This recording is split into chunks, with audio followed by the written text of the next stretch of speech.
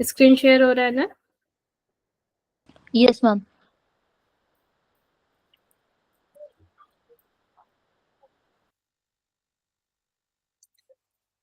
चलिए देख लेते हैं। कल हमारा प्रथम पटल हो चुका है, जिसमें कर्म कांड, ज्ञान कांड, दार्शनिक मान्यताएं और पंच तत्व विवेचना और नाड़ियों का हमने वर्णन कल तक पढ़ा था। आज हम कुंडलिनी के बारे में पढ़ेंगे, ठीक है।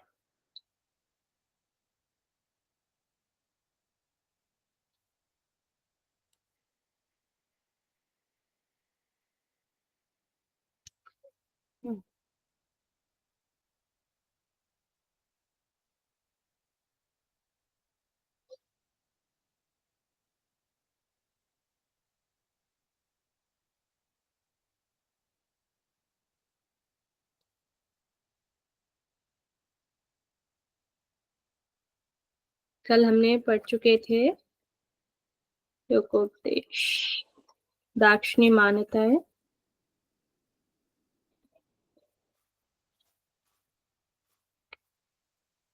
कल हमने माया की शक्ति और त्रिगुणात्मक शक्तियों के बारे में पढ़ा था, और पूर्वक अनुसार शरीर की उत्पत्ति कैसे होती है ये पढ़ा था।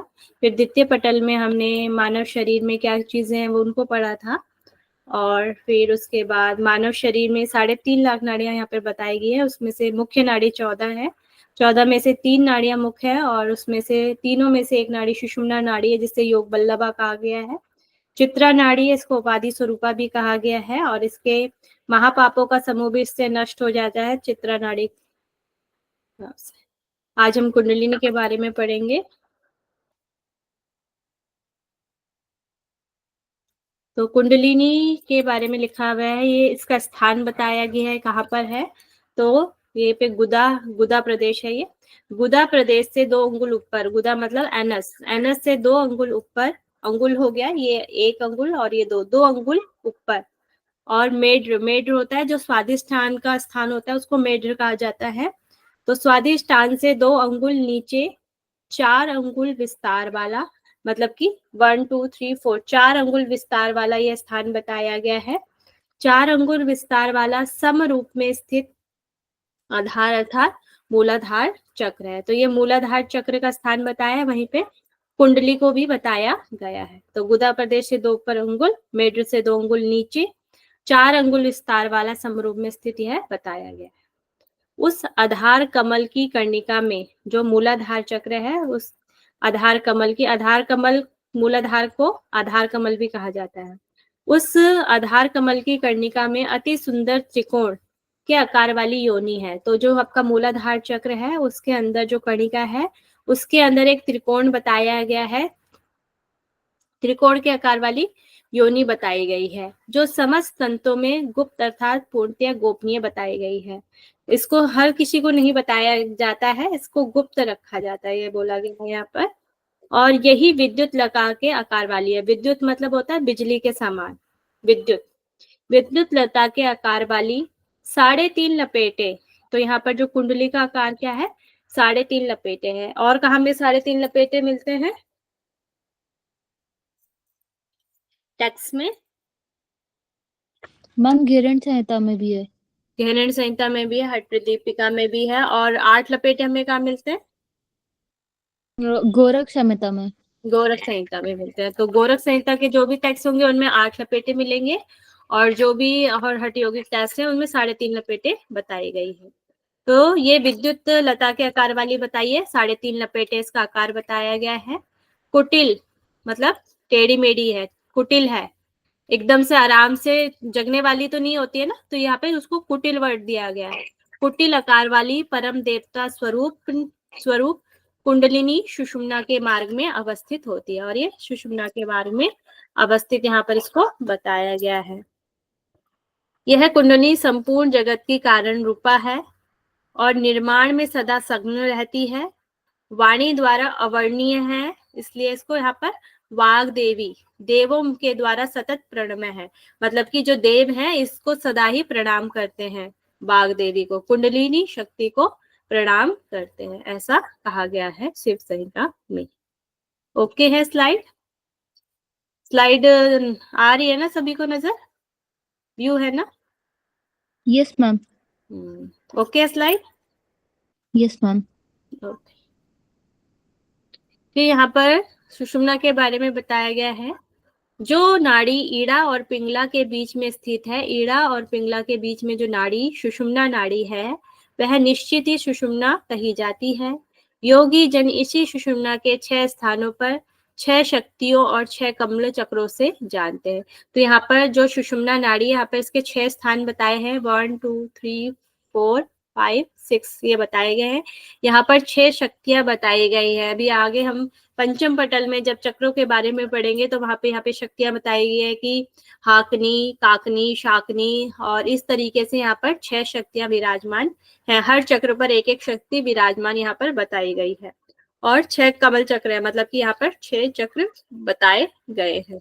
ठीक है, फिर सुषुम्ना के 5 स्थान हैं और बहुत से नाम हैं। यहाँ पे 5 स्थान तो बताए, मगर कौन से 5 स्थान है ये यहाँ पे ज्ञात नहीं है। प्रयोजन के अनुसार इन्हें यहाँ पर ग्रंथों के आधार पर जान लेना चाहिए।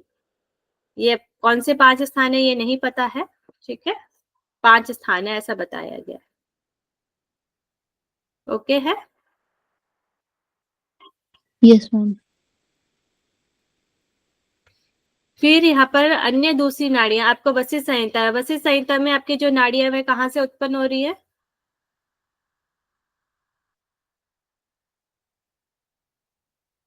पता है किसी को? कंध से। वहां पर जो नाड़ियों का उत्पन्न स्थान है वह कंध से बताया गया है। तो यहाँ पर नाड़ियों का जो उत्पन्न स्थान है वह मूलाधार से बताया गया है। अन्य दूसरी नाड़ियां भी मूलाधार से उत्पन्न हुई हैं। तो ये मूलाधार से उत्पन्न हुई है, जो भी हमने जहां पढ़ा था मूलाधार की लोकेशन, वहां से उत्पन्न हुई है। तो ये कहाँ कहाँ तक गई है? कोई जिह्वा तक गई है, कोई लिंग तक गई है, कोई नेत्र तक गई है, कोई दोनों पादांगुष्ठ तक गई है, फिर कान तक, काक तक, हाथ का अंगूठा और गुदा और पेट में गई है। नेत्रों तक कौन कौन सी गई है? नेत्र में हमारी कौन कौन सी नाड़ियां गई है? हस्तजीविका और गांधारी। गांधारी। हाँ, इस तरीके से ये सब अलग अलग सबके नाम हैं, और जो लिंग प्रदेश में शायद शंखनी शंखनी नाड़ी है, इस तरीके से बताई गई है। पादंगुष्ठ पता है सबको किसे कहा जाता है? पादंगुष्ठ, पैर का अंगूठा।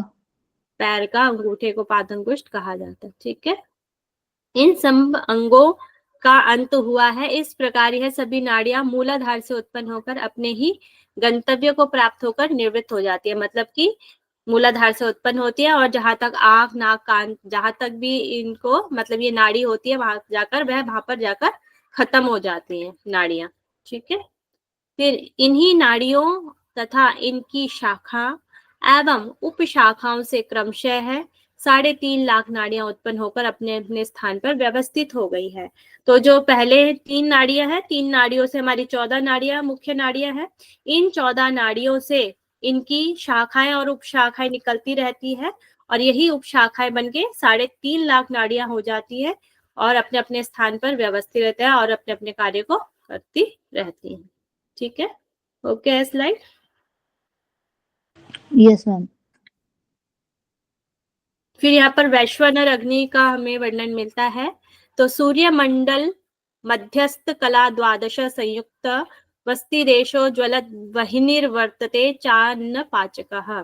तो वस्ती प्रदेश मेरु मूल, यहाँ पर मेरु मूल मतलब कि मेरु हो गया आपका स्पाइन, स्पाइन के बिल्कुल नीचे वाले मूल, मूल मतलब जहां से स्टार्टिंग होती है।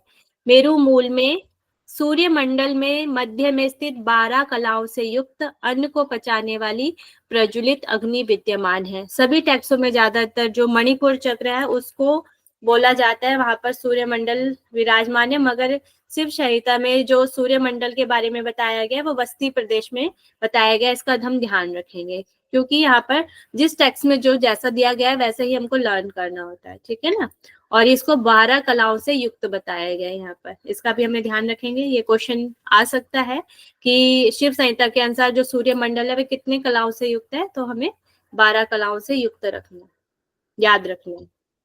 फिर यहाँ पे नेक्स्ट क्वेश्चन, नेक्स्ट श्लोक में, मेरे तेज के अंश से ही उत्पन्न हुई है यह वैश्वा नामक अग्नि, प्राणियों के शरीर में स्थित होकर विविध प्रकार के पाक कर्म करती है। मतलब यह ईश्वर या शिव कह रहे हैं ये मेरे तन तेज से ही उत्पन्न हुई है, अंश से ही उत्पन्न हुई है।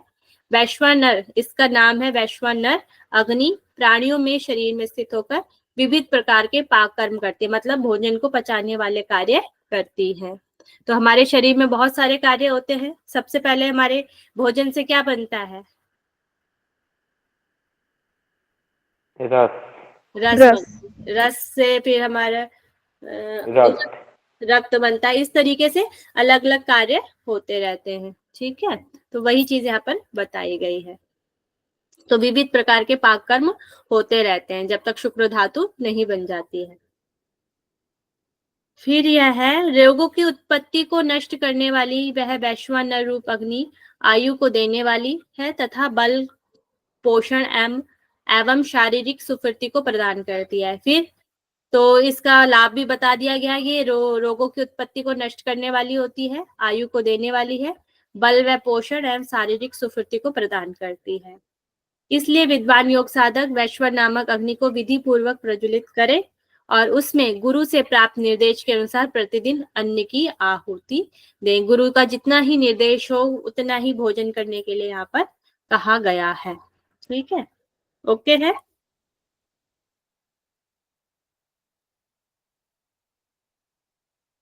स्लाइड ओके है। मैम ये रिपीट कर दीजिए। श्लोक संख्या मैम ये 33 वाली। 33 यहाँ पर जो भी टैक्स हमें मिलते हैं ज्यादातर सूर्यमंडल हमें कहाँ पर मिलता है? नेवल रीजन में, नेवल नाभि के पास। नाभि के पास रखता है। मगर जो आपका शिव संहिता है इसमें बस्ती प्रदेश या मेरू मूल बोला गया है, इसी को हमें लर्न करना है। ठीक है, तो बस्ती प्रदेश मेरू मूल में सूर्यमंडल में मध्य में स्थित 12 कलाओं से युक्त अन्न को पचाने वाली प्रज्वलित अग्नि विद्यमान है। तो जो सब जगह सूर्यमंडल हमें मणिपुर चक्र में मिलता है वो अब हमें मेरू मूल में याद करना है शिव संहिता के अकॉर्डिंग। ठीक है, यही बोला गया।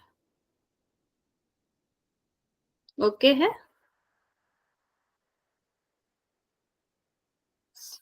सारा पढ़ाना दोबारा से? नहीं मैं हो गया। फिर यहाँ पर जो हमने फर्स्ट चैप्टर में फर्स्ट पटल में पढ़ा था वही चीज दोबारा से थोड़ी बहुत बताई गई है।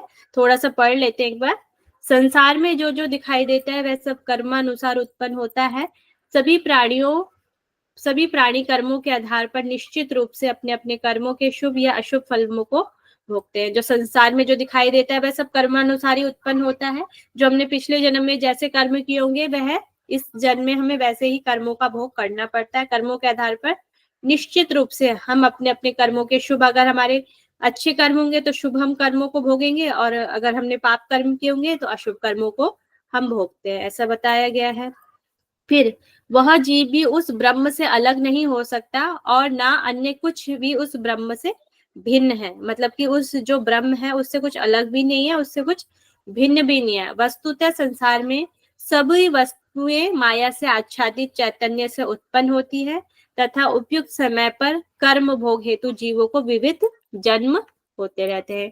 जो माया से आच्छादित हो जाते हैं, जो इस जगत को ही सभी चीज मानने लग जाते हैं, वह जन्म मृत्यु के चक्र में फंसे रहते हैं। मगर जब उसको ज्ञान हो जाता है तो वह अपने जीव को भोगकर अपने कर्माशयों को खत्म करके और उसके जन्म नहीं होते। मगर अगर वह इस कर्माशय के चक्र में फंसा रहता है तो वह विविध उसे जन्म लेने पड़ते हैं, ऐसा यहाँ पर बताया गया है। फिर वहां पर हमने चांदी और सीप का उदाहरण पढ़ा था, उसको दोबारा यहाँ पर बताया गया। जिस प्रकार दोष के कारण सीप चांदी का आरोप कर लिया जाता है, उसी प्रकार निश्चित रूप से अपने कर्म दोष के कारण ब्रह्म जगत को आरोप कर लिया जाता है। जैसे सीप में हमें चांदी का आभास होता है, उसी प्रकार कर्म दोष के कारण ब्रह्म में जगत का आरोप, मतलब जो ब्रह्म है, ये जो संसार है वह जगत ही हमें सभी चीज सही चीज लगने लग जाता है। हम ब्रह्म को कुछ नहीं जानते हैं। कर्म दोष के कारण ब्रह्म में जगत का आरोप कर लिया जाता है। ये जो ब्रह्म है वही हमें जगत रूप में दिखाई देने लग जाता है। वासनाओं से उत्पन्न भ्रम को, अज्ञान को दूर करने वाला ज्ञान अत्यंत ही दुर्लभ है। मतलब कि यहाँ की जो वासना है या ये संसार है, इस जगत को दूर करने वाला जो ज्ञान है वह अत्यंत ही दुर्लभ है। यदि ऐसा ज्ञान उत्पन्न हो जाए तो मुक्ति का साधन हो जाता है। और यहाँ से जो ज्ञान हमें उत्पन्न हो जाएगा, ईश्वरीय ज्ञान हमें उत्पन्न हो जाएगा, तो वह मुक्ति का साधन हो जाता है। ठीक है, ओके है।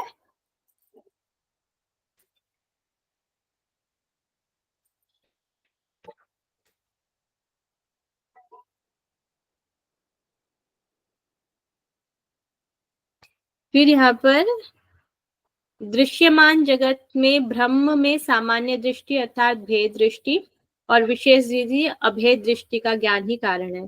भेद दृष्टि मतलब क्या है? जो संसारिक जो माया मोया है, ये जो माया से आच्छादित जो है उसको यहाँ पर भेद दृष्टि कहा गया है। और जो हमें ईश्वर का जो ज्ञान है उसको यहाँ पर अभेद दृष्टि कहा गया है। आवाज आ रही है ना मेरी? जी मैम। यस भेद दृष्टि माया से आच्छादित है ना? हाँ, दृश्यमान जगत में ब्रह्म सामान्य दृष्टि अर्थात भेद दृष्टि का कारण है। सांसारिक जो जगत है माया से जो आच्छादित है वो भेद दृष्टि है। और विशेष दृष्टि जिसमें हमें ईश्वर का ज्ञान हो जाता है, परमात्मा या आत्मा का जो हमें ज्ञान हो जाता है, उसे यहाँ पर अभेद दृष्टि का ज्ञान का कारण कहा है। दृश्यमान जगत में जो भी इस संसार में हमें दिख रहा है। फिर नेक्स्ट श्लोक में कह रहे हैं, योग का अभ्यासी यदि संसार सागर को पार करने की इच्छा करता है तो उसे फल की आसक्ति को छोड़कर मतलब निष्काम भाव से वर्णाश्रम के कर्तव्यों का पालन करना चाहिए। वर्णाश्रम कौन कौन से होते हैं? ब्रह्मचर्य, गृहस्थ, वानप्रस्थ और संन्यास आश्रम। वानप्रस्थ और और संन्यास आश्रम होते हैं। ये तो हमारे आश्रम हो गए। फिर हमारे वर्ण आते हैं, 4 हमारे वर्ण आ जाते हैं, ब्राह्मण, क्षत्रिय, ब्राह्मण, हाँ, शूद्र और वैश्य। वैश्य आ जाए, वैश्य और फिर शूद्र आ जाते हैं। तो ये 4 प्रकार के हमारे वर्ण हो जाते हैं और 4 प्रकार के हमारे आश्रम हो जाते हैं। इन सब कर्तव्यों का पालन करना चाहिए, यही बताया है। इन कर्तव्यों का पालन करते हुए हम निष्काम भाव से अगर हम चलते जाएंगे तो हम संसार सागर को यहाँ पर पार कर सकते हैं, ऐसा बताया गया है 54 श्लोक में। ठीक है, दोनों ही श्लोक ओके हो गए? Yes ma'am. तो यहाँ पर हमारा द्वितीय पटल समाप्त होता है और फिर तृतीय पटल हम स्टार्ट करते हैं। तो तृतीय पटल प्राण प्रकरण से कहा गया है। तो यहाँ पर सबसे पहले आता है हृदय पंकज की बात आती है। हृदयस्ति पंकजम दिव्यं दिव्यम दिव्यं लिंगेन भूषितम कादि ठान्ता शरोपे द्वादशाराम विभूषितम।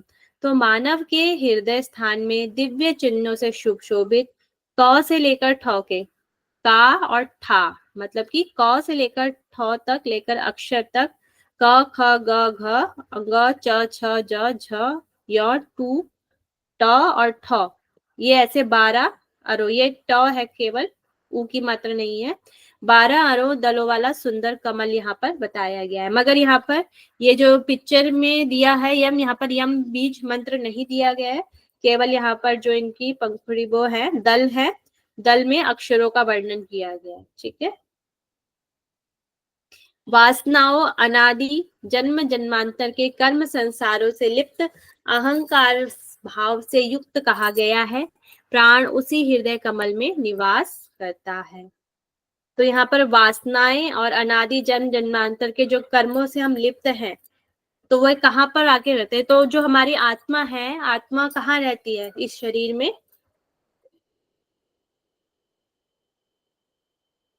किसी को पता है? अभी आप वो भी पढ़ेंगे। आत्मा हमारे शरीर में कहाँ पर रहती है? मम हमारे हृदय पर। हृदय में। और आत्मा का स्वरूप क्या होता है अगर हम और टेक्सों में पढ़े तो? कठ के अनुसार अंगुष्ठ मात्र रहता है। अंगुष्ठ मात्र है। तो जो हमारी आत्मा का स्वरूप कहा गया है वह अंगुष्ठ मात्र बताया गया है। यहाँ पर वह नहीं बताया गया मगर उससे मिलता जुलता है। वासनाओं और अनादि जन्म जन्मांतर, जो भी हमारे जन्म जन्मांतर से हम कर्म करते जा रहे हैं, वह कर्म संस्कार हमारे बनते जा रहे हैं। अब इस जन्म में जो हम करेंगे वो अगले जन्म में हमारे चले जाएंगे।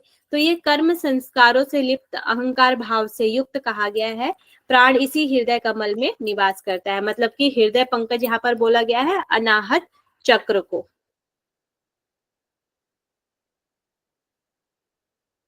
हाँ, वह हृदय पंकज को कहा गया है। फिर यहाँ पे प्राण की बात आ जाती है आगे। वृत्तियों, वृत्तियां मतलब कार्य, कार्य भेद के कारण प्राण के अनेक नाम हैं। उन सभी नामों का विवरण देना संभव नहीं है। मतलब वृत्तियों के आधार पे तो प्राणों के अनेक नाम हैं, मगर आगे हम 10 प्राण यहाँ पर बताए गए, यहाँ पर कह रहे हैं उनका विवरण देना संभव नहीं है। ये स्लाइड ओके है? Yes ma'am. तो यहाँ पे 10 प्रकार के प्राण बताए गए हैं। प्राणो अपान समानश्च उदानो व्यानश्च पंचमम नाग कूर्मश्च कृकरो देवदत्तो धनंजय। तो प्राण, अपान, समान, उदान, व्यान, नाग, कूर्म, कृकर, देवदत्त और धनंजय, ये 10 वायु हैं। ये तो जो हमारे 5 जो हैं इनको वायु, और ये जो हमारी 5 कूर्म, कृकर, देवदत्त, धनंजय, नाग से लेकर धनंजय तक जो है इनको उपवायु भी कहा जाता है। इस टेक्स्ट में नहीं है, और टेक्सों में भी कहा जाता है इनको उपवायु, और ये वायु, प्राण, प्राण और उपप्राण। तो इस शास्त्र में मेरे द्वारा यहाँ प्राण के मुख्य 10 नाम बताए गए हैं। वे अपने नियत कर्मों से प्रेरित होकर कार्य करते हैं। जो जो उनके कार्य होते हैं वे उन कार्यों को करते हैं। प्राण का क्या कार्य हमारा? प्राण कहाँ रहता है? प्राण का निवास हृदय में। हृदय में। अपान का? अपान का मैम नेवल, नेवल के बिलो, जेनाइटल ऑर्गन। जेनाइटल। समान? Naval, naval between heart and naval. Between heart and. Udaan? Udaan ma'am कंठ के ऊपर, कंठ के ऊपर के कंठ के स्थान में ऊपर, रहता है, और व्याध हमारे पूरे शरीर में रहता है। पूरे शरीर में।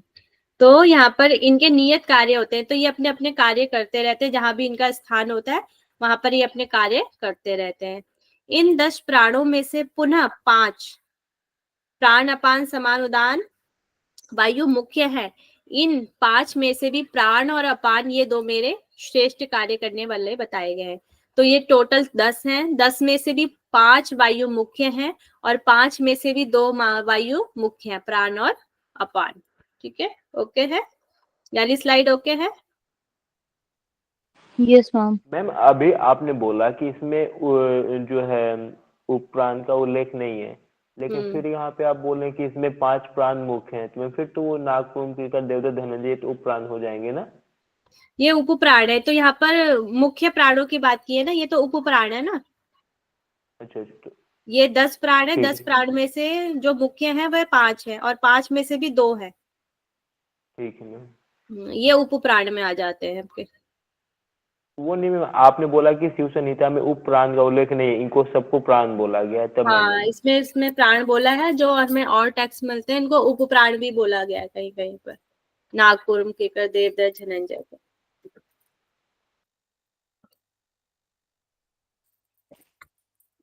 तो यहाँ पर ये पढ़ी चुके हैं हम। प्राण का स्थान हृदय में, अपान का गुदा में, समान का नाभि में है, उदान का कंठ में है, और व्यान का समस्त शरीर में दिया गया है। और नाक का कार्य क्या है? डकार।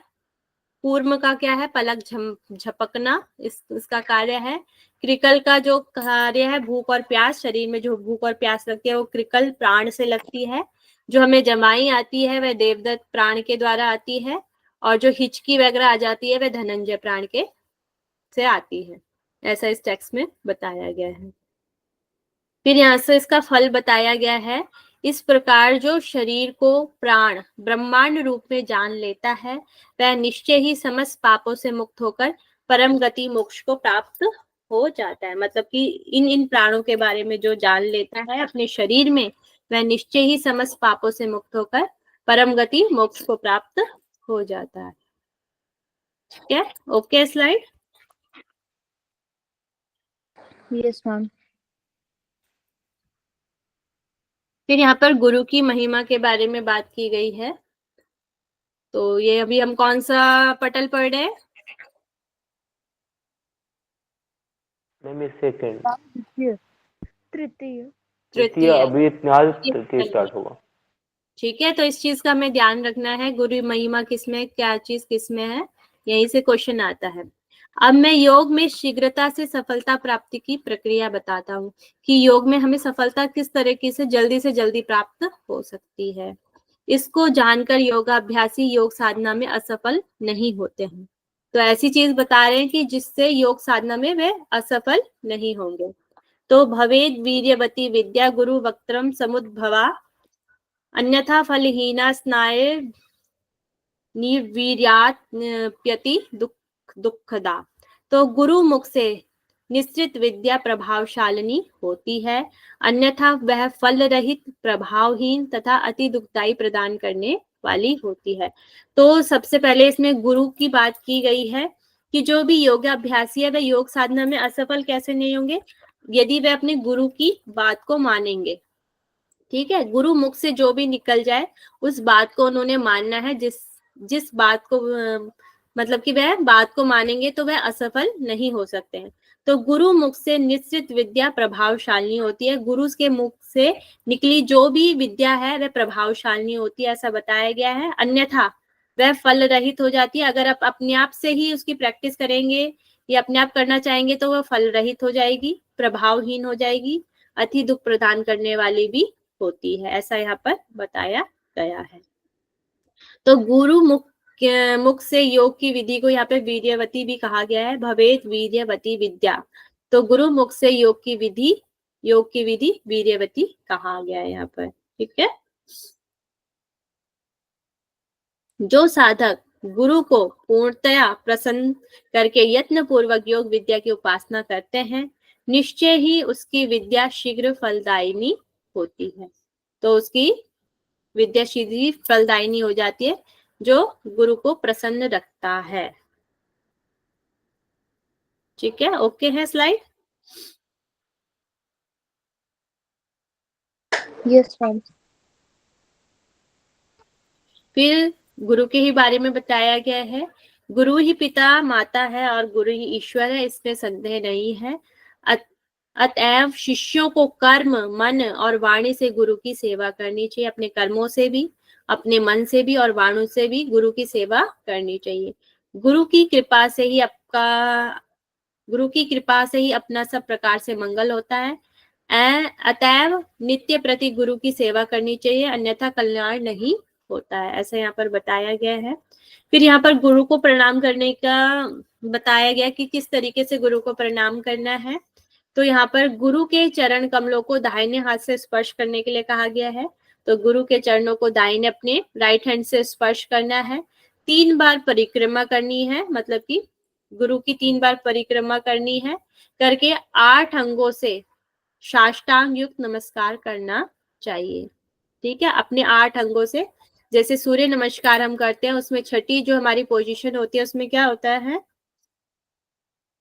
हमारे शरीर के 8 अंग जमीन से लगे होते हैं। 8 अंग जमीन से लगे होते हैं। तो यहीं पे यहाँ पे बताया 8 अंगों से साष्टांग युक्त होकर हमें नमस्कार करना चाहिए। मतलब जो लेट कर हम किसी भी गुरु को नमस्कार करते हैं, ऐसे ही यहाँ पर पोजीशन बताई है कि 8 अंगों से युक्त नमस्कार करने के लिए कहा गया है। ठीक है, फिर यहाँ पर बताया गया है कि किसे सिद्धि नहीं मिलती है। मिथ्यावादांच तनिष्ठुर भाषिणाम गुरु संतोषहीनानाम न सिद्ध्य स्यात् कदाचन। मिथ्या बोलने वाले, मिथ्यावादन मतलब मिथ्या बोलने वाले, निष्ठुर भाषण, निष्ठुर होता है कठोर बोलने वाले, जो सबको प्रिय नहीं लगता है, ऐसा जो बोलता है, निष्ठुर जो बोलता है, कठोर जो बोलता है, निष्ठुर भाषी तथा गुरु को संतोष न देने वाले लोगों को सिद्धि कभी भी नहीं मिलती है। मतलब कि जो गुरु का अपमान करते हैं, मिथ्या मतलब जो झूठ बोलते हैं, झूठ बोलने वाले, कठोर बोलने वाले और गुरु को संतोष न देने वालों को कभी भी सिद्धि नहीं मिलती है। ठीक है, ओके है वाली स्लाइड? Yes ma'am. फिर यहाँ पर सिद्धि और सफलता के तत्व है, यहाँ से क्वेश्चन भी आ चुका है 1-2 बार आपका। तो यहाँ पर सिद्धि के सफलता के 6 लक्षण बताए गए हैं। 6 लक्षण के अलावा कोई भी लक्षण यहाँ पर नहीं बताया गया, ऐसा कहा गया है। फलिष्यति विश्वासे सिद्धि प्रथम लक्षणम, मतलब कि प्रथम जो लक्षण है दृढ़ विश्वास होना चाहिए कि फल प्राप्त होगा ही होगा। उसमें थोड़ा सा भी संशय नहीं होना चाहिए कि हमें सफलता प्राप्त नहीं होगी, दृढ़ विश्वास होना चाहिए। सबसे पहले अगर कोई भी चीज में हमें सफलता प्राप्त करनी है तो उसके लिए हमारा दृढ़ विश्वास होना चाहिए। आपको नेट जेआरएफ की एग्जाम क्लियर करनी है तो उसमें दृढ़ विश्वास होना चाहिए कि हमें क्लियर करना ही है, ठीक है, ऐसा दृढ़ विश्वास रखना है। फिर दूसरा लक्षण है द्वितीय श्रद्धा युक्त तृतीय गुरु पूजनम। दूसरा लक्षण श्रद्धा से ओतपोत रहना चाहिए, मतलब जिस भी चीज को कर रहे हैं उसमें श्रद्धा बहुत जरूरी है। जब तक हम उसमें श्रद्धा नहीं होगी तब तक हम उसमें सफलता प्राप्त नहीं कर सकते हैं। गीता में क्या कहा गया है?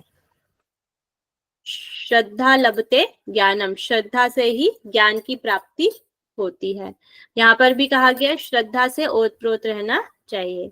तीसरा लक्षण यहाँ पर बताया गया है गुरु पूजनम, गुरु का पूजन करना है 3rd नंबर पे।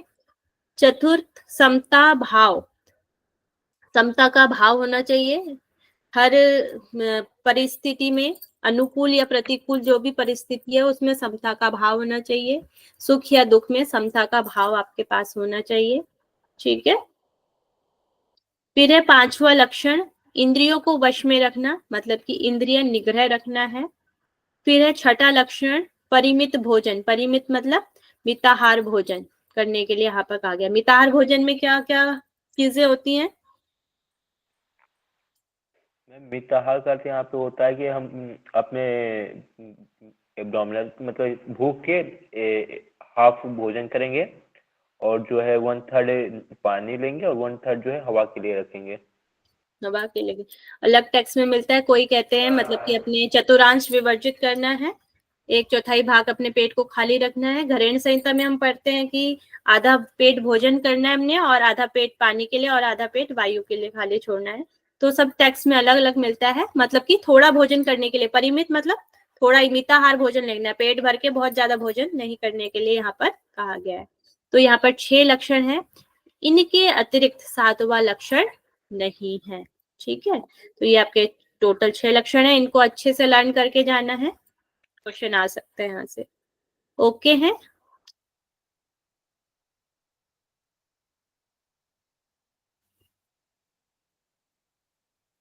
यस या नो? Yes, ma'am. फिर यहाँ पर प्राणायाम से पूर्व तैयारी के बारे में बताया गया है कि पहले प्राणायाम से पूर्व हमें तैयारी करनी है। अगर हम प्राणायाम करेंगे तो उसके लिए वहां पे स्थान कैसा होना चाहिए, ठीक है। तो गुरु उपदेश, गुरु के द्वारा बताई गई विधि से करना है। सुशोभने मठे योगी, सुशोभन मठ होना चाहिए, सुंदर मठ होना चाहिए। पद्मासन संवितः, और पद्मासन आसन में बैठने के लिए कहा गया है। अमानोपरी आसन के मतलब कि पद्मासन में बैठने के लिए बोला गया है। पवनाभ्यास समाचरित, और वायु का अभ्यास करना है। समकाया, समकाया मतलब स्वयं की काया। स्वयं की काया नहीं, समकाया मीन्स होता है आपका सिर, गर्दन और पीठ का एक ही सीध में होना, उसको समकाया बोला जाता है, ठीक है। समकायः प्रांजलि प्रणमय च गुरुन् सुधि, और अंजलिबद्ध होकर, अंजलिबद्ध होकर या तो इस वाली पोजीशन में या हाथों की हमारे एक हाथ के ऊपर हम दूसरी हाथ जो रखते हैं इस तरीके से यहाँ पर अंजलिबद्ध होकर, अंजलि मतलब हमारे हाथ की जो ये वाली चीज होती है इसको अंजलि बोला जाता है। तो अंजलिबद्ध होकर रहने के लिए कहा गया है और गुरुओं को प्रणाम करें। गुरुन् सिद्धि, प्रणमय च गुरुन् सिद्धि, गुरुओं को प्रणाम करे। तो ये बताए गए हैं। फिर आगे कहते हैं दक्षे वामने च विघ्नेश, विघ्नेश मतलब हो गया आपके गणेश जी, और क्षेत्रपाला अंबिका पुनः, विद्वान स्वयं के दाहिनी ओर और गुरु को बाईं ओर। तो यहाँ पर जहां पर आप बैठे हैं तो स्वयं के दाहिनी ओर, गुरु को बाईं ओर और गणपति को, एक मिनट, जहां पर आप बैठे हैं, जैसे यहाँ पर आप बैठे हैं तो अपने दाहिनी और आप गुरु को प्रणाम करेंगे और उसके बाईं और आप गणपति को प्रणाम करेंगे। फिर दोबारा पुनः आपने क्या करना है, पुनः क्षेत्रपाल क्षेत्रपाल को यहाँ पर प्रणाम करना है और फिर उसके बाद दाहिनी और आपको अंबिका को प्रणाम करने के लिए यहाँ पर कहा गया। जहां पर भी आप बैठ के प्राणायाम का अभ्यास कर रहे हैं वहां पर आपने सबसे पहले आप वहां पे बैठेंगे, अपने दाहिनी और अपने गुरु को प्रणाम करना है और अपने बाईं और गणपति जी को प्रणाम करना है। फिर पुनः से जहां पर आपने अपने गुरु को प्रणाम किया था वहीं पर आप क्षेत्रपाल को प्रणाम करेंगे और दूसरी साइड अंबिका को प्रणाम करने के लिए यहाँ पर कहा गया है। ठीक है, ओके है।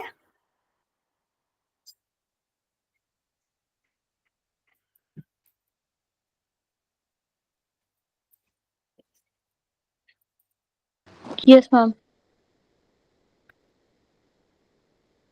फिर यहाँ पर नाड़ी शोधन की विधि बताई गई है। नाड़ी शोधन कैसे करना है, तो प्राणायाम की विधि को यहाँ पर पवनाभ्यास भी कहा गया है। तो नाड़ी शोधन को यहाँ पर पवनाभ्यास भी कहा गया है। इसके पश्चात साधक को अपने दाहिने हाथ से अंगूठे से पिंगला मतलब अपने दाहिने नाक को, अपने राइट नॉस्ट्रल को बंद करना है करके लेफ्ट ईड़ा बाई नासिका से वायु का पूरण करें तथा पुनः शक्ति अनुसार कुंभक करना चाहिए। मतलब अपने दाहिने हाथ से अंगूठे से पिंगला को बंद करना है और लेफ्ट से अपने श्वास को भरना है। यथाशक्ति जितनी भी आपकी शक्ति है उसके अनुसार आपको कुंभक करने के लिए यहाँ पर कहा गया है। इसके पश्चात दाहिनी नासिका से धीरे धीरे वायु को बाहर निकालें और वेग से नहीं करना है, मतलब कि एकदम से श्वास को नहीं छोड़ना है, धीरे धीरे करने के लिए बोला गया है, वेग नहीं। पुनः दाहिनी नासिका से पूरण करें और फिर अपनी दाहिनी नासिका से पूरण करें, जिससे अपने श्वास को छोड़ा था उसी से ही श्वास को लेना है करके फिर यथाशक्ति कुंभक करने के लिए यहाँ पर कहा गया है। तो ये नाड़ी शोधन का एक अभ्यास है। पहले दाहिनी नासिका को बंद करना है, बाएं से श्वास लेना है, दाहिने से श्वास को छोड़ना है, फिर दाहिने से श्वास को लेना है और अपने बाईं नासिका से श्वास को छोड़ना है। तो ये इसकी एक आवृत्ति है। एक बार में आवृत्ति 20 बार कुंभक करने के लिए कहा गया है। ठीक है, एक टाइम है और इसको 20 बार करने के लिए कहा गया है। प्रतिदिन इसको 4 बार करने के लिए बोला गया है। कब कब करना है, प्रातः, मध्याह्न मतलब दोपहर में करने के लिए कहा गया है, आफ्टरनून में, सूर्यास्त इवनिंग टाइम में और अर्धरात्रि मिडनाइट में करने के लिए कहा गया है। तो 4 बार करने के लिए कहा गया है, तो टोटल 80 कुंभक करने के लिए कहा गया है पूरे दिन और रात में। ठीक है, एक बार में 20 बार और पूरे दिन में 80 बार करने के लिए कहा गया है। नाड़ी शुद्धि का समय यहाँ पर 3 महीने बताया गया। ऐसा ही अभ्यास हम करेंगे तो 3 महीने में हमारी जो नाड़ी है वह शुद्ध हो जाएंगी। और इसमें इसका लाभ भी बताया गया है। समस्त द्वंद्वों से रहित होकर आलस्य का त्याग हो जाता है। एक तो शरीर के समस्त द्वंद्व रहित हो जाते हैं और आलस्य का त्याग भी हो जाता है। फिर इसका लाभ भी बताया गया है। जब तत्वदर्शी योगी की नाड़ियां शुद्ध हो जाती हैं, सभी प्रकार के दोष नष्ट हो जाने पे योग की आरंभ अवस्था संभव हो जाती है। तो यहाँ पर अवस्थाओं के बारे में बताया गया है। तो यहाँ से हमारी कौन कौन सी 4 अवस्थाएं होती हैं? आरंभावस्था, घटावस्था, परिचय अवस्था और निष्पत्ति अवस्था। अवस्था।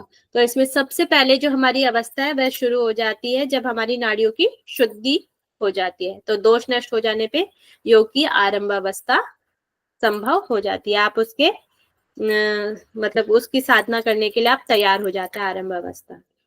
ठीक है, ओके है। Yes ma'am.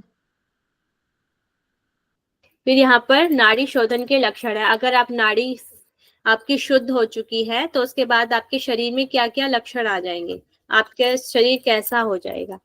तो नाड़ी शोधन के फलस्वरूप योगी के शरीर में जो चिन्ह दिखाई देते हैं, चिन्नानी योगिना देह दिश्यन्ते नाड़ी शुद्धि। नाड़ी शुद्धि होने पर योगी के शरीर में चिन्ह दिखाई पड़ते हैं। कथनते तब भद्राय तानी संक्षेप तो मया।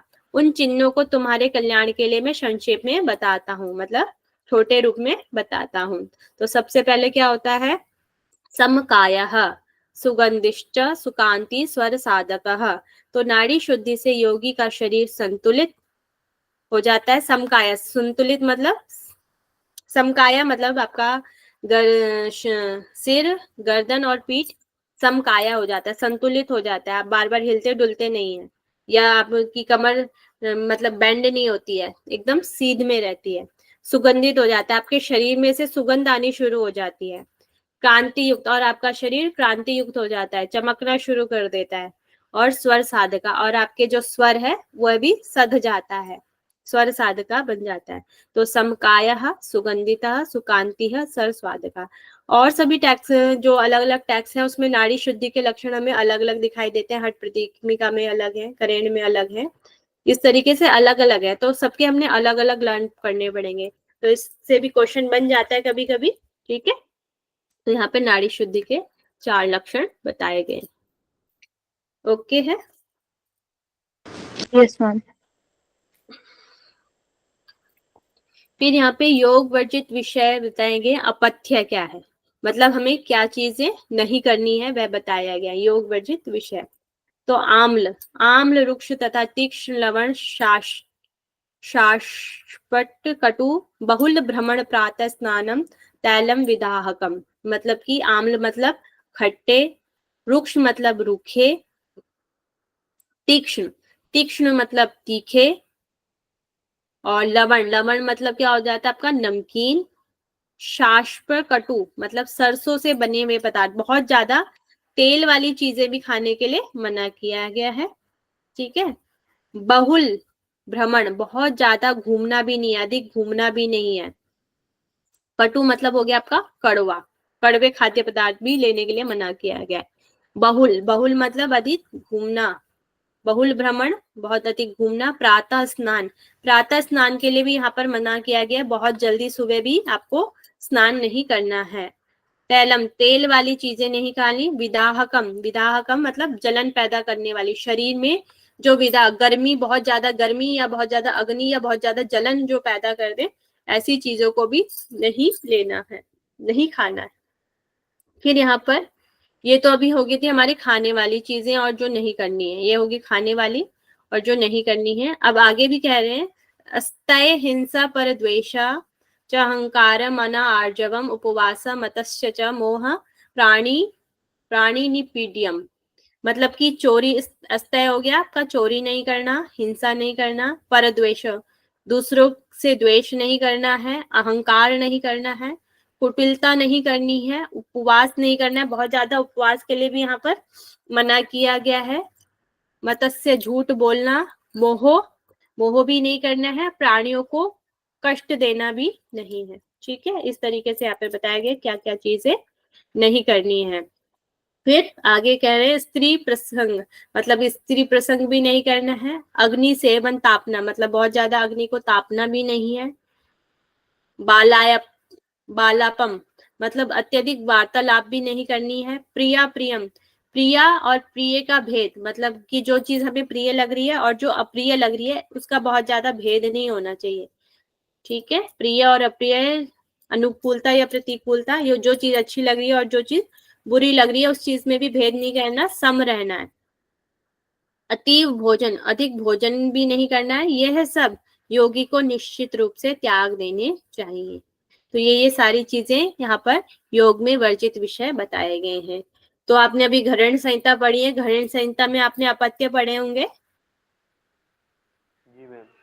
तो वहां पर अपत्य में केवल खाने की चीजों के बारे में बताया गया ज्यादातर ना, तो यहाँ पर और सारी चीजें भी बताई गई हैं। ओके है स्लाइड। Yes ma'am.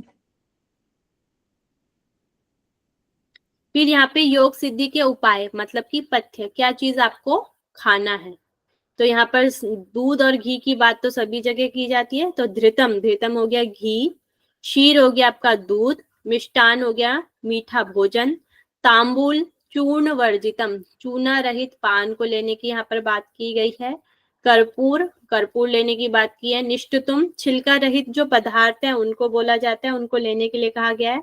स्निग्ध चीजों को लेने के लिए कहा गया है। अल्प द्वार युक्त सुंदर मठ या कुटी का, कुटी में रहने के लिए कहा गया है। सुमठ सूक्ष्म रंध्र कम, मतलब कि अल्प द्वार से युक्त सुंदर मठ कुटी में रहना चाहिए।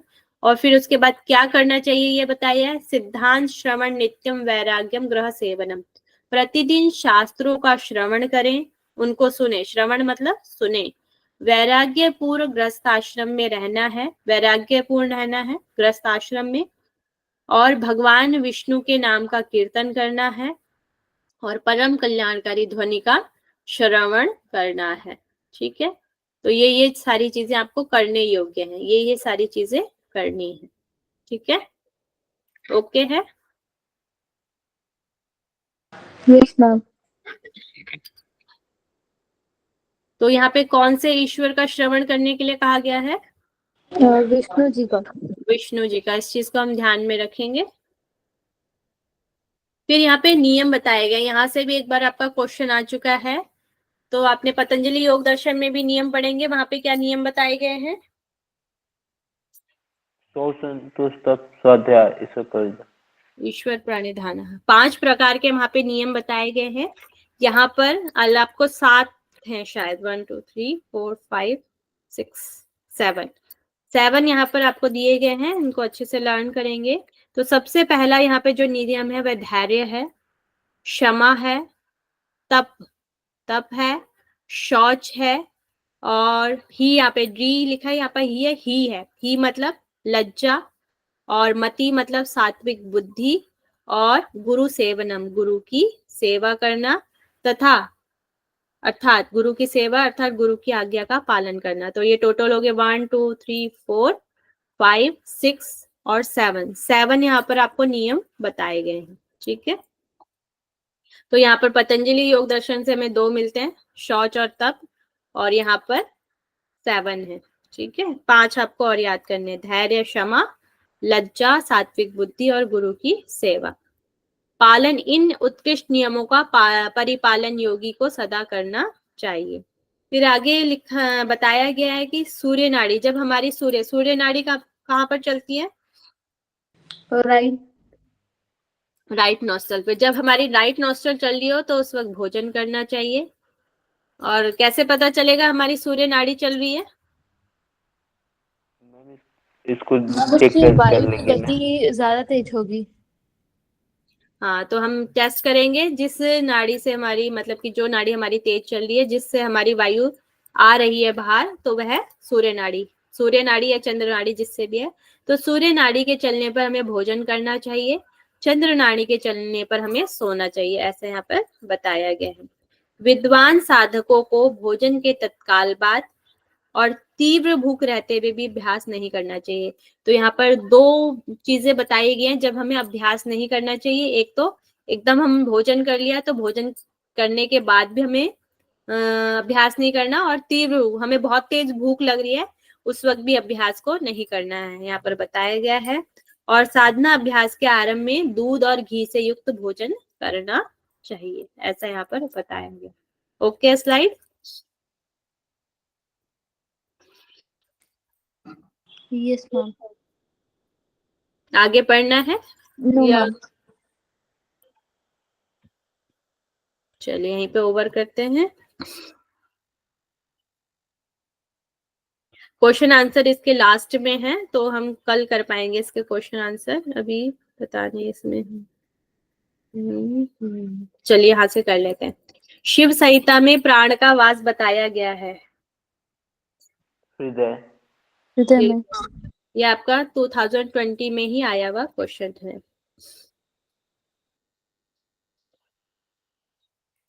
शिव संहिता के अनुसार सफलता के तत्वों में निम्नलिखित में से किसको सम्मिलित नहीं किया गया है? यज्ञ को। यज्ञ को और सारी चीजें। दृढ़ विश्वास वाला कौन सा सफलता का नियम है? पहला सबसे पहला था दृढ़ विश्वास, है ना। सेकंड नंबर पे था श्रद्धा। थर्ड नंबर पर समकाया, गुरु पूजन। फोर्थ नंबर पर समता का भाव। फिफ्थ नंबर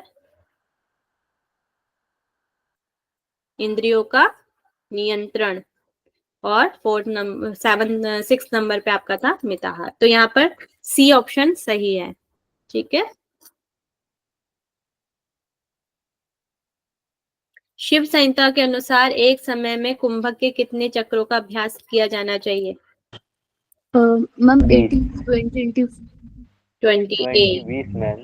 हाँ, तो ये भी क्वेश्चन आपका आया हुआ है। और पूरे दिन में कितना अभ्यास करना चाहिए? 4। 4। 4th नंबर मतलब कि 80। तो मैम इसमें 80 करेंगे या 20 करेंगे?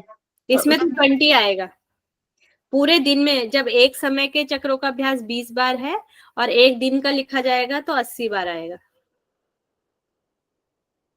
ठीक है। Yes ma'am. फिर ये भी 2020 में आया आपका क्वेश्चन है। शिव संहिता के अनुसार नियम है धृति, संतोष, क्षमा, स्वाध्याय, शौच।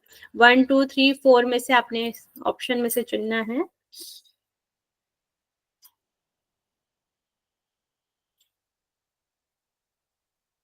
मैम इसमें धृति है, क्षमा है, शौच है। नीचे देखिए लेकिन ऑप्शंस में से बताइए। मैम ऑप्शन 2 2 नंबर होगा।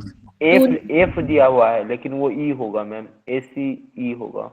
ऑप्शन 2 एक मिनट। एफ दिया हुआ है। ई होगा ये वाला। ये वाला ई है, तो सेकंड नंबर पे होगा। तो आपका हो जाएगा धृति, क्षमा और आपका शौच। ठीक है।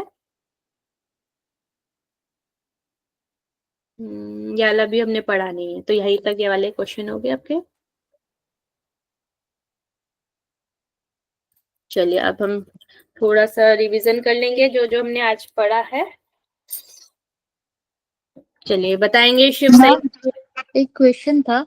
हाँ जी। जैसे हमने ईश्वर का सत्व गुण पढ़ा था और फिर भी हमने उपासना में पढ़ा कि विष्णु जी की उपासना करनी चाहिए। तो मतलब जैसे इनके अलग अलग गुण है, सत्व रजतम, तो फिर हम इनके गुण के हिसाब से उपासना करेंगे या तो मतलब कैसे? वहां पे तो माया से आच्छादित आपके गुण बताए गए थे, और यहाँ पर वह जब हम प्राणायाम कर रहे हैं, प्राणायाम से पूर्व बताया गया कि आपको किस देव का पूजन करना है ना, उसके लिए बताया गया। किसके मतलब कि सिद्धांत पथ्य में हमें क्या क्या करना चाहिए उस चीज के लिए बताया गया। वो चीज अलग है, वो ज्ञान कांड में आ जाएगी और ये हठ योग में आ जाएगी। हठ योग के टाइम में आपने क्या करना है ना। ठीक है मैम। और जैसे कुंडली का बताया कि गोरख जी के जितने ग्रंथ है उनमें 8 लपेटे हैं और हट वाले जितने भी ग्रंथ है उनमें 3.5 लपेटे हैं। तो हठ जैसे ग्रंथ हमारे तो गोरख संहिता के भी ग्रंथ हठ योगी ग्रंथ हैं, मगर जो गोरख संहिता मतलब गोरखनाथ जी ने जो टेक्स्ट लिखे हैं उनमें 8 लपेटे। जैसे आपके हो जाएंगे, एक तो गोरख संहिता, सिद्धांत पद्धति, हाँ उसमें भी 8 योग लपेट। बीज, आज योग योग बीज। बीज, हाँ तो मैम क्वेश्चन ये था कि जैसे योग हमारी बॉडी का वशिष्ठ स्ट्रक्चर तो संहिता में वही भी है है मैम। एक और मिनट एक हमारी कुंडली का स्थान भी वही है, बॉडी का स्ट्रक्चर भी वही है, तो फिर ये कुंडली के लपेटे में ये अंतर कैसे समझ आया? अंतर ये होता है जैसे जो अपनी साधना कर रहे हैं, साधना में उनको जो जो अनुभव हुआ है वो अपने अनुभव के हिसाब से लिखेंगे ना। किसी को अनुभव हुआ कि 3.5 लपेटे हैं, उस अनुभव के आधार पे। किसी को अनुभव हुआ कि 8 लपेटे हैं, उसके आधार पे। ठीक है मैम, थैंक यू। चलिए अब मुझे बताएंगे शिव संहिता में टोटल श्लोकों की संख्या क्या है? 642। 642। 42। पटल कितने हैं? 5। 5। 5 है। पंच तत्व विवेचना किसमें दी गई है? क्या मैम? पंच तत्व विवेचना कौन से पटल में है? 5 थर्ड। तत्व, 5 भूत। थर्ड, तीसरा फर्स्ट पटल। में, नहीं, फर्स्ट में। फर्स्ट में दी गई है। नाड़ियों की टोटल संख्या 3.5 लाख। 3.5 लाख। 3.5 लाख। और मुख्य नाड़ियां? मुख्य नाड़ी 10 है 3। और 10 प्लस रॉन्ग 1 है। रॉन्ग, 10 से 14 है। नहीं है। 14 है मैम। और एक 10 चित्रा प्लस चित्र नाड़ी है नाड़ी ना, है। 10 प्लस 1। नहीं, 14 प्लस 1 है। 14 प्लस 1 है। इस चीज का हमें बहुत अच्छे से ध्यान रखना है कि इसमें कौन कितनी नाड़ियां बताई गई हैं। तो इसमें 14 प्लस 1 है। 1 वाली नाड़ी कौन सी है? 14 के अलावा 1 चित्रा जो नाड़ी, नाड़ी। चित्रा नाड़ी है वो। चित्रा नाड़ी नाड़ी। किस नाड़ी के अंदर है? और ये सुषुम्ना के ईरा पिंगला अंदर। सुषुम्ना। सुषुम्ना के अंदर चित्रा नाड़ी बताई गई है। चित्रा नाड़ी किसकी वल्लभा कही गई है? योगी की। चित्रा नाड़ी नहीं नहीं, नहीं ईश्वर नहीं की, मैम, शिव ईश्वर की की, वल्लभा है। शिव की की है वल्लभा है। और इसको और क्या कहा गया है?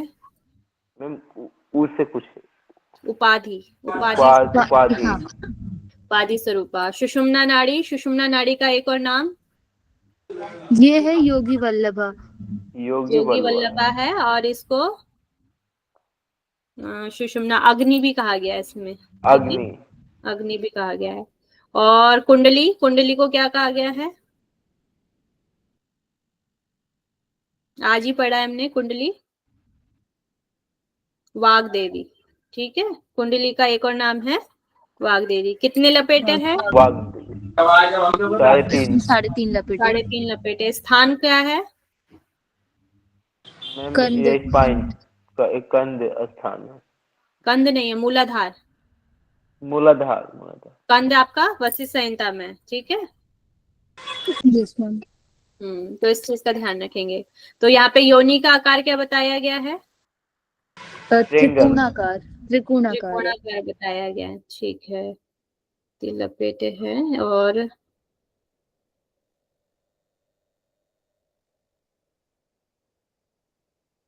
कितनी शक्तियां हैं सुषुम्ना, जो आपका मेरुदंड है उसमें कितनी शक्तियां विराजमान है सुषुम्ना में? 2 शक्तियां, नहीं वो कुंडली की थी शायद।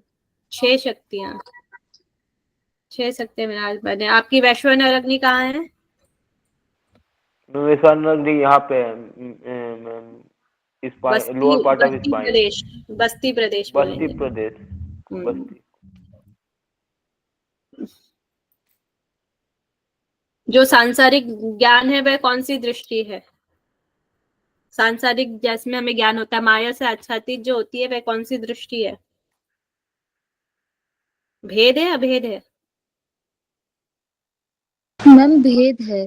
भेद दृष्टि। और जो हमें सत्य का ज्ञान भेद, कराती है, नित्य का ज्ञान कराती अभेद, है, वो अभेद है। अभेद, अभेद। ये दृष्टि है, ठीक है। और जो हमारा इसमें अनाहत चक्र है, अनाहत चक्र को यहाँ पर क्या कहा गया है?